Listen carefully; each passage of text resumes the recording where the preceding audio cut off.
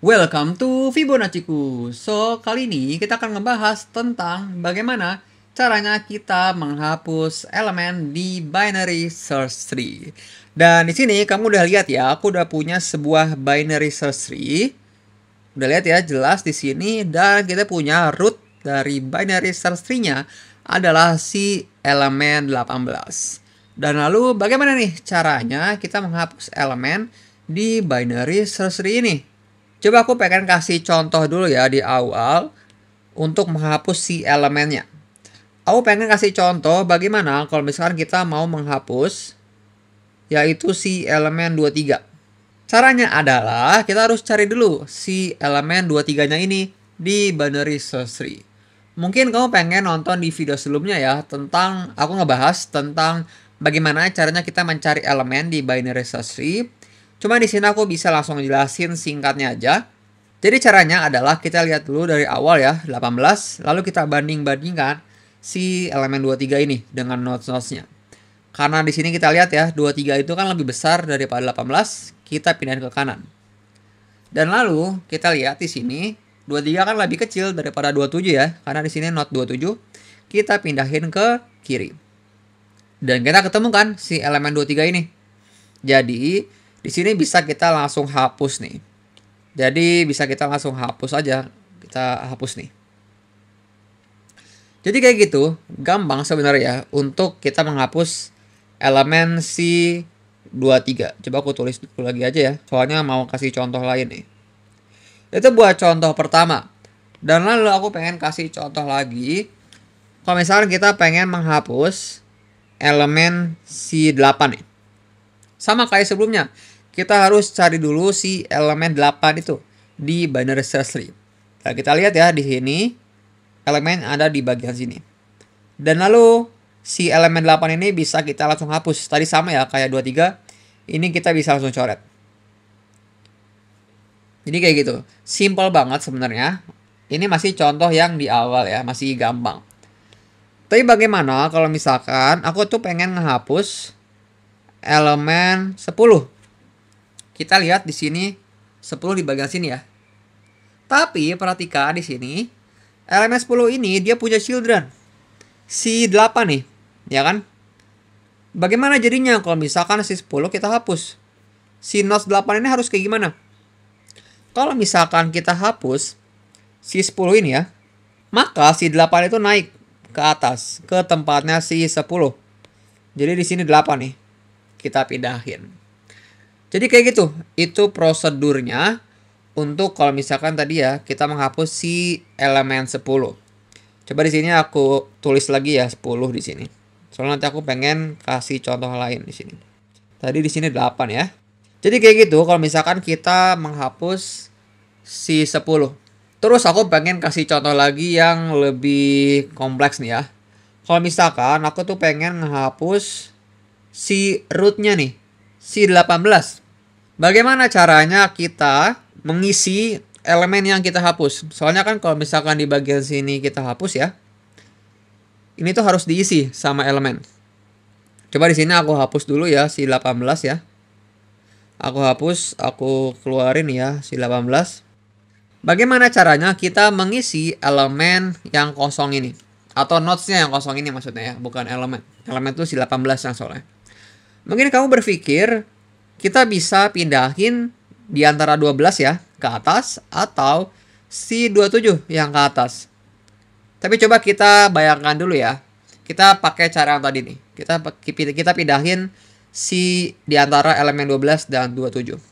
Coba kita pindahin 27 dulu ke atas, ya kan? Kau bayangin ya, 27 naik ke atas. Dan lalu posisi yang ada di 27 ini dia jadi kosong kan? Jadi mau nggak mau si elemen 23 ini atau 34 harus naik ke atas. Itu membutuhkan 2 kali operasi ya kan. 27 naik ke atas, habis itu salah satu dari 23 dan 34 harus naik ke atas.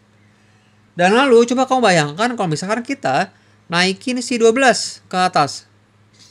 Yang di bawah-bawahnya nih ya, dia juga harus naik nanti. Dan sebenarnya kalau kau bayangin itu membutuhkan waktu yang lama. Bukan waktu yang lama sih sebenarnya, tapi kayak membutuhkan operasi yang lebih gitu. Dan ingat di sini kita sedang belajar algoritma. Tujuan kita belajar algoritma itu adalah supaya kita mendapatkan solusi yang efisien untuk memecahkan suatu masalah. Jadi sebenarnya solusi yang tadi itu tidak efisien karena kan membutuhkan banyak operasi ya kan. Nah sebenarnya ada solusi yang lebih bagus. Kalau kita ingat ya di video sebelumnya tentang karakteristik dari binary search tree adalah kalau misalkan kita ngelakuin in order traversal, kita akan mendapatkan elemen-elemen yang berurutan. Dan coba kita cari tahu nih ya, in order predecessor dan in order suksesornya itu apa sih? Kalau kamu bingung ya, karena itu aku pakai bahasa Inggris. In order predecessor itu adalah elemen yang kalau misalkan kita ngelakuin in order traversal ya, dia itu elemen yang sebelum si elemen 18. Dan kalau kita lihat ya, in order predecessornya itu adalah si 15, ya kan? Dia ini adalah predecessor, in order predecessor dari si 18 itu. Dan in order suksesornya adalah si elemen 23 ini. Jadi di sini aku tulis ya in order successor. Jadi daripada kita naikin si elemen 12 atau 27, kita bisa naikin aja langsung elemen di antara in order predecessor atau in order successor. Jadi nih ya nanti in order predecessor atau in order successor itu bisa langsung naik aja ke atas. Pertanyaannya kan harus mana nih yang kita pilih? Jawabannya adalah bebas sebenarnya. Kamu bisa pilih yang mana aja di antara in order predecessor atau in order successor. Jadi simple banget sebenarnya. Kayak gitu aja sih sebenarnya bagaimana caranya kita menghapus elemen yang ada di binary search tree. Jadi tadi ya buat yang di awal. Tadi di awal kalau misalnya kita menghapus leaf nodes atau nodes yang daun ya, yang nggak punya children, dia masih simpel ya kalau misalnya kita menghapus. Dan lalu tadi 10, kalau children cuma 1, childrennya bisa langsung naik. Tadi kalau misalkan aku kasih contoh nih ya yang tadi sini ya. Elemen 18 kita hapus, maka yang harus naik itu di antara in order predecessor atau in order successor. Jadi kayak gitu. Mungkin aku bisa kasih contoh lagi ya. Aku pengen membuat binary search tree lagi. Kalau misalkan di sini aku punya contoh aja 10. Terus di sini misalkan 90 ya. Nah, lalu di sini 20. Dan lalu di sini ada 80. Dan lalu di sini ada 30. Dan lalu di sini ada 70. Ini adalah binary search tree. Dan aku di sini pengen menghilangkan nih 10 kita keluarin.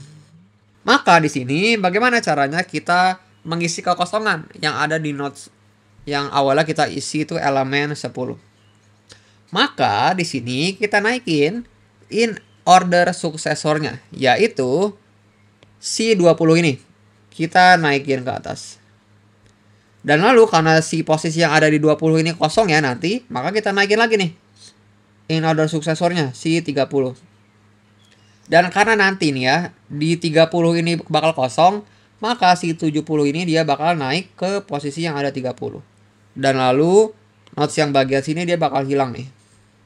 Karena dia udah gak punya children lagi ya. Jadi kayak gitu.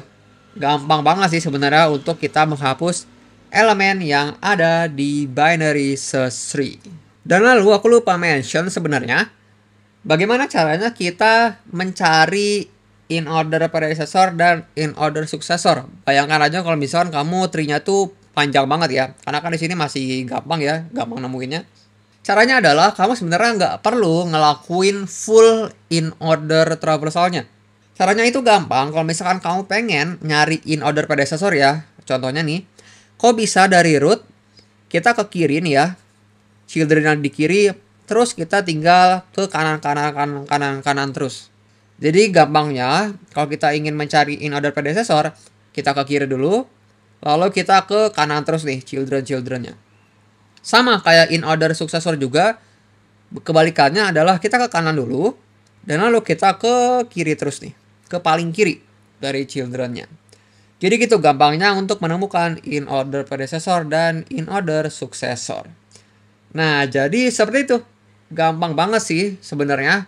Bagaimana caranya kita menghapus elemen di binary search tree. So, see you in the next video. Thank you.